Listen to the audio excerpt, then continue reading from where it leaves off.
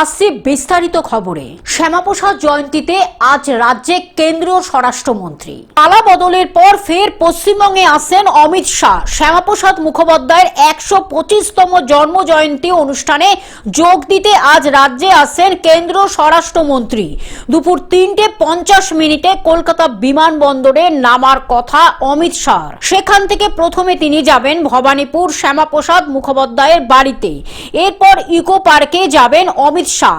সেখানে শ্যামাপ্রসাদ মুখোপাধ্যায়ের মূর্তির ভিত্তিপ্রস্তর স্থাপন করবেন কেন্দ্রীয় স্বরাষ্ট্রমন্ত্রী।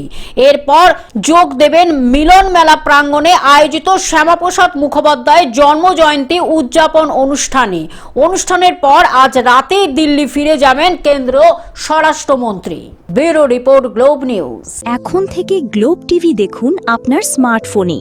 গুগল প্লে স্টোর থেকে অথবা অ্যাপল প্লে স্টোর থেকে ডাউনলোড করুন গ্লোব টিভি লাইভ অ্যাপ। এছাড়াও জিও টিভি অ্যাপ থেকে দেখুন গ্লোব টিভি লাইভ।